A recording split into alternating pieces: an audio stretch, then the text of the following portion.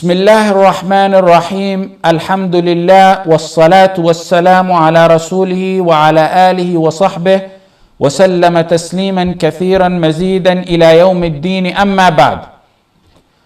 Some of the most popular questions that I've been getting since the start of Ramadan pertain to women and the issue of women on their menstrual cycle in this month. Most of our sisters are anguished at being unable to fast while everyone else is enjoying their ibadat. So we'll dedicate the few minutes of this halaqah to that issue. This halaqah is directed more towards sister, but brothers need to be patient, and it's also something they need to know.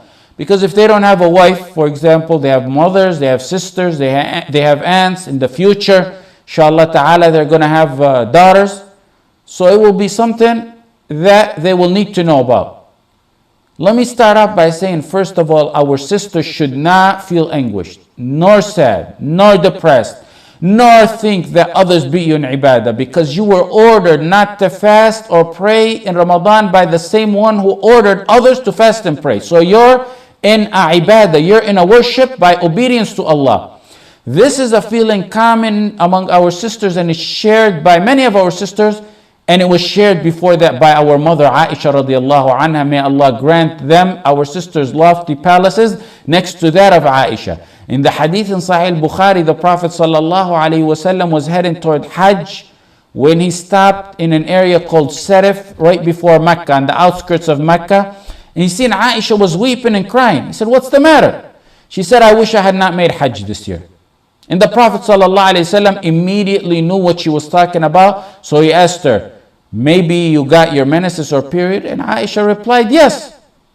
The Prophet ﷺ then comforted and consoled her. He told her, this is a thing which Allah has ordained and decreed on all the daughters of Adam. After he comforted her, then he gave her the ruling. He said, "Do that which pilgrims do, except don't perform your tawaf around the Kaaba until you're clean." And pay attention to that statement, because we're going to refer to it a few times through this class. Do that which pilgrims do, except performing tawaf around the Kaaba until you're clean. So it's the feeling of agony our sisters go through of not being able to do significant special worships like the rest of the ummah in blessed times and in blessed situations. Rest assured, without a doubt, that any sister who truly, genuinely, sincerely was going to do a ibadah, such as fast and pray, both fard and nafil, yet the only thing that stopped her short of that was good in her monthly days, then she will get the full reward, inshallah, not a tiny bit less than if she had done it. Not a tiny bit less than if she fasted or prayed. إذا مرض العبد أو سافر. Listen to this hadith. إذا مرض العبد أو سافر كتب له مثل ما كان يعمل مقيما أو صحيحا. In Sahih Bukhari, the Prophet ﷺ said, if one gets sick or travels, he will get the same reward as he was when he was healthy and not traveling. He was deprived for a legitimate reason, so he get the reward. The reward continues on. A woman in her days is no different than that. You can take the hadith to mean, if a woman is on her menstrual cycle, she will get the same reward of deeds as if she had fasted. When one is deprived of ibadah because of something beyond their means, they will get the reward for deeds they missed out on, because it wasn't by their choice. The hadith mentioned if one gets sick, they'll get their deeds of ibadah they missed out on because they're sick. One who's on her monthly days is very similar, near identical to that. The common denominator is both can't perform their ibadah, and they can't perform it by force and not by choice. Ibn Hajar said this hadith applies to anyone who otherwise would perform a deed, yet is not able to continue for circumstances beyond their means. There's several ahadith indicating that if one is not able to perform worship due to circumstances not under their control, the reward of it will continue on. They will get the reward. Even in jihad, the Prophet ﷺ one time left in a battle, and he left men behind in Medina. And he said, those men who didn't join us, told the people who went with him, not a step you took or a valley you crossed except to get the identical reward as you, because they were held back for a legitimate reason. The point of all this is, don't feel sad, distressed, agonized. Sisters who do not do their ibadah are doing worship because Allah told them not to do so, and they will get the ajr insha'Allah ta'ala if they are sincere. The next point. Can a sister, a common question that I got pertaining to this, can the sister take a pill to delay her menstrual cycle? The simple answer is yes. Why? Because matters like these fall under the general rule in Islam of being halal unless proven haram. The only one I've read that considered it prohibited that I know of is Imam Malik. He considered it prohibited, but he also stated the reason is because it causes harm. And that's a totally different reason if it causes harm. In Al-Mughni, he quoted Imam Ahmad as permitting it. And likewise, Shafi'i permitted it. And it's very clear it's permissible unless it causes harm. That's a totally different story. You have to do your study, you have to do your homework and make sure it doesn't cause harm to you. In fact, I remember, let me tell you this, I remember when I was 10 years old, maybe 11 years old, wallahi, I remember I sat with my father in one of his halaqah in the Haram in Medina, Shaykh Atiyya Salam rahmatullah alayh, and he's mentioned the hadith that stuck in my mind about miswak, and one of the benefits about miswak. And I later read it in Musannaf Abdul Razzaq when Muammar said that Ibn Umar was asked, can a woman take medication to delay her menstrual cycle? And Ibn Umar said there's no problem. And he mentioned or recommended the soup or water of miswak. So they had this back in the days. What they did was bring a miswak, and you make sure it's arak miswak, the original miswak, the right main tree, and not similar close plants. They cut it into small pieces, boil it in a pot for what today would be about 10 minutes, and you drink it 2 to 3 times a day, starting on the day before you expect the menstrual cycle to begin. I'm not sure if that works with the miswaks we have now because I label them as expired miswaks. The miswaks that I used to get in Medina, I used to buy them from sellers who would freshly cut them days before they sold them.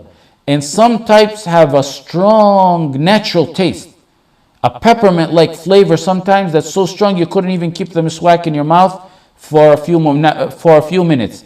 That's natural, not something they added. In another side issue, and I don't want to get distracted with it, but let me mention it. In the common mistakes during Ramadan article that was taken from our fiqh classes, I said, and I don't feel that toothpaste is even makruh. It's mubah actually, based on qiyas, analogy, because miswak is permissible throughout the day when you're fasting, even towards the late evening. It's permissible. And the miswak at times has a stronger taste than the toothpaste. So that was the rationale behind it. The miswaks we get here are outdated. Even if you buy them overseas, sometimes many of them are also outdated as well. Going back to our topic, I know that the soup of miswak was used in the old days as means for delaying the cycle. However, I'm not sure this day and age if these miswaks that come to us will have any effect because of how the timing since they were cut. They're old and they're, like I said, expired. It's worth a try, and if it works, let us know. We'll pass the word on. The next point, what can a woman do during these days? Well, she can do everything except fast, make salah, or make tawaf if she goes to Umrah. And she makes up her fast, but she doesn't make up her salah. She can do everything else. And what happens here is a problem. Some sisters think it's that time of month, they don't fast. So Ramadan's on pause, and they go sit in front of the TV and neglect these blessed days. That's the problem. You can't fast, yes. You can't pray, yes.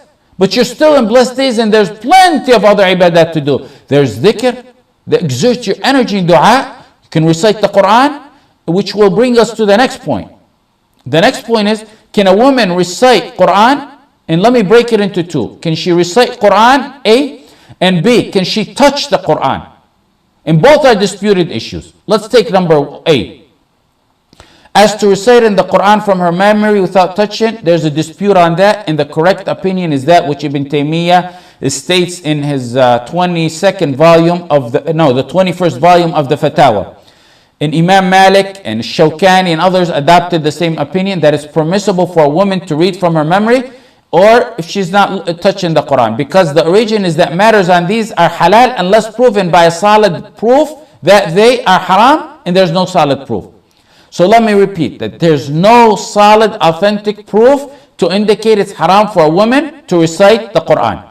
Imam Malik and Imam Ahmad and Ibn Taymiyyah, and like I said, Shawkani said a woman can read from memory because these are matters that can be prohibited with solid proof, and there's no solid proof on that, and that's correct.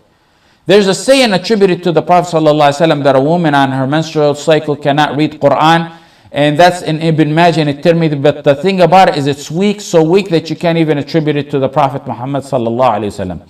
Some used analogy to compare a woman to a man who's on his major impurity, who's junub. We have authentic, clear proof that hadith stating that the Prophet ﷺ did not recite while he was junub.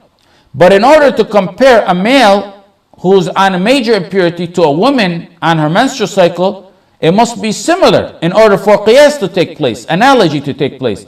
A man junub on his major impurities by choice, not by force. He can get his lazy self up and go take a shower. While a woman is not like that. She's forced to wait. So there's differences that invalidate the use of analogy in qiyas. Now, a woman getting her monthly days is a matter that happens to all women since the Prophet ﷺ time and even before that. And there was many Muslim women then. And the Prophet ﷺ had many wives, sallallahu alayhi wasallam wa radiyallahu anhun. And they taught us the utmost deep details of the life of the Prophet ﷺ and their lives. Do you think we wouldn't have had at least one authentic, solid hadith that it's haram if it was really haram? The next point. Can she read from the Quran? Can a sister read from the Quran, meaning by touching it now? This matter goes back to the rule issue of can one touch the Quran while he is impure? The great overwhelming majority of the ulama say that one must be pure. The minority say it's permissible for one to touch the Quran if they're impure. And among them is Ibn Abbas, al-Sha'bi, al-Dhahhak, al-Hakam ibn Utayba, and Hamad ibn Abi Sulaiman, and Dawood al-Zahiri, and al-Zahiriyya. However, we don't go by vote, we go by proof. It's not democracy here. In my second year of Sharia study, when I was in Medina, I had to do a short essay on every class that we took. I think it was 15 pages or so. And for my fiqh class, my teacher told me, your topic is this, you got to write on this, and it was this matter. And that was in the early 90s. And with Islamic knowledge over time, as long as you research, continue to research, you develop and grow in your knowledge. And as time goes by, you find in your research and you develop in your knowledge, you find the hadith you missed out on, you find the opinion you didn't know of, you didn't take heed of, you find the hadith you thought was authentic and it turned out to be weak or the opposite.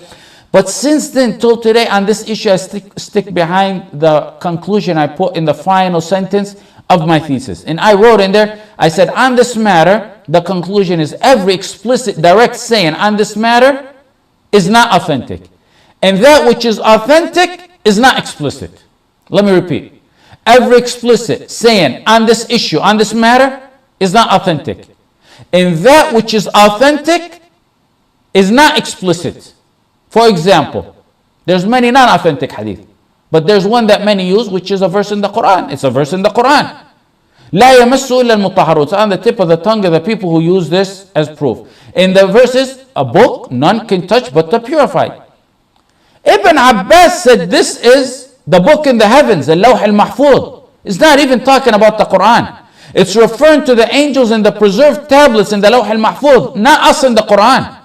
And even more so, the purified. The word purified in Arabic, you don't use mutahhar, except for those who are infallible. Me and you don't use that word for us.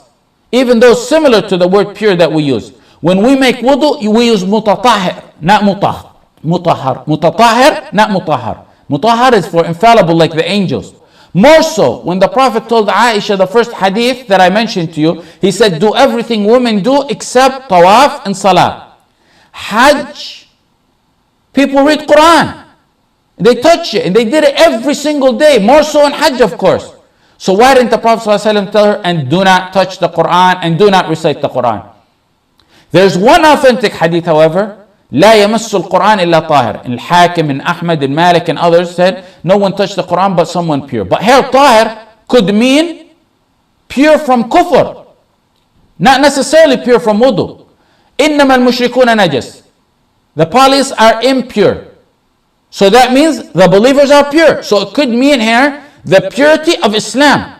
And there's other hadith that say, إن المؤمن لا ينجس. A Muslim doesn't become impure. So it could be that as well. So it could be the impurity of Islam versus kufr. The hadith, this hadith was a letter written from the Prophet ﷺ to Amr ibn Hizam, where he was living in Najran among Christians. So maybe that the Prophet ﷺ was directing him not to let non-believers touch the pages of the Quran. So basically there's not explicit proof to prohibit it. And that which is explicit, it has other meanings. Entails other meanings. Putting the issue of haram and halal aside on this issue, on this matter, there's an issue of respect. In the Quran, the word of Allah needs to be respected. That's a different story. Even though I don't believe there's explicit authentic hadith saying that a Muslim must be pure to touch the Quran, I don't recall any time from when I was a little kid that I ever, while remembering, touched the Quran while I wasn't on wudu. Even though it's not a must, there's an issue of respect. ذَلِكَ وَمَنْ يُعَظِّمْ شَعَائِرَ اللَّهِ فَإِنَّهَا مِنْ تَقْوَى الْقُلُوبِ. Those who honor and sacred the obligations of Allah, that's better for them, and that's a sign of their taqwa. That's a sign they got great taqwa in their hearts. Some of the Salaf, like Ibn Umar, used to make wudu before touching the Quran. Others, out of respect, used to make wudu, go brush their teeth with a miswak, face the qibla, and sit humbly with respect and recite Quran. Because this is the word of Allah. A sister may choose to evade this entire dispute and read the Quran with some kind of barrier. And that's permissible. Or she can go further and read from an iPhone and an iPad and a computer, because that's not considered a mushaf. The ruling doesn't apply on that. That's definitely permissible, because the ruling of a mushaf does not apply on that. The time is up. We'll conclude with this. Jazakumullahu khaira. Wa sallallahu ala Sayyidina Muhammad wa ala alihi wa sahbihi wa sallam.